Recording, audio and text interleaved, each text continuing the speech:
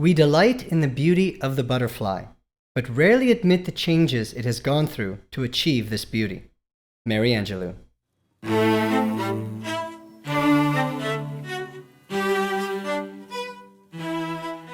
There's this narrative out there that says quitting is shameful, that trying a bunch of things makes you flaky, that failure is a stain instead of a signpost. But the truth is, you cannot find what fits until you've lived through what doesn't. Naval said the goal is to find something that feels like play to you but looks like work to others. You stumble into it, trip over it, maybe bypass it altogether and circle back years later when you finally recognize it for what it is. Things I've tried and quit.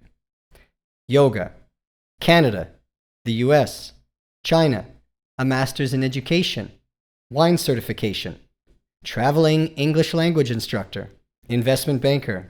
But none of it was truly wasted. Yoga became my warm-up stretching routine for Muay Thai. The master's in education led me to a master's in marketing. Traveling from country to country eventually led me to Brazil. Nothing could be better for my health and work-life balance than leaving the wine and investment banking industries.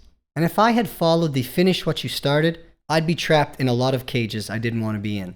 Bruce Lee said, absorb what is useful, discard what is useless, add what is uniquely yours. That's brick to marble sculpting.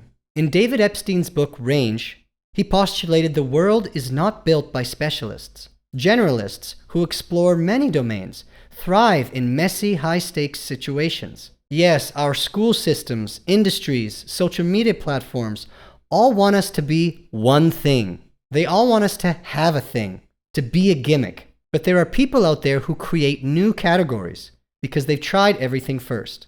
Nietzsche said, become who you are. That's not a given, that's a process.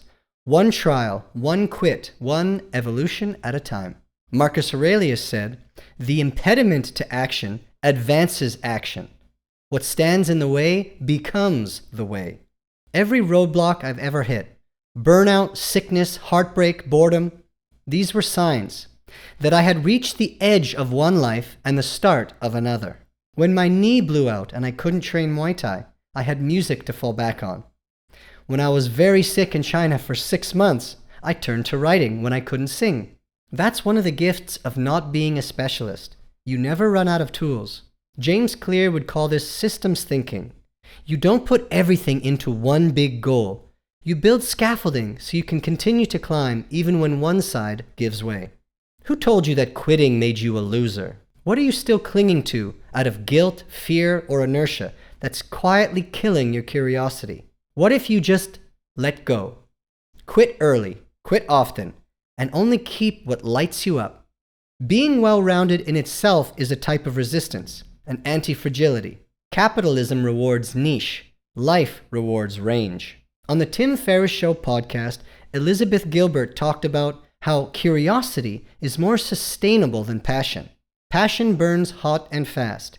Curiosity lingers, it leads, it builds a life. Follow the clues, quit dead ends, and move towards what pulls you forward. No, you're not flaky. You're filtering. Derek Sivers, if it's not a hell yes, it's a no. Adam Grant, the smartest people unlearn just as fast as they learn. Robert Greene, mastery isn't a straight line. It's a zigzagging mess that only makes sense in reverse. Malcolm Gladwell, it's not about how long you've done something. It's about whether or not you're in the right context for it to even matter. Try everything. Quit most. Whatever's left, that's your art.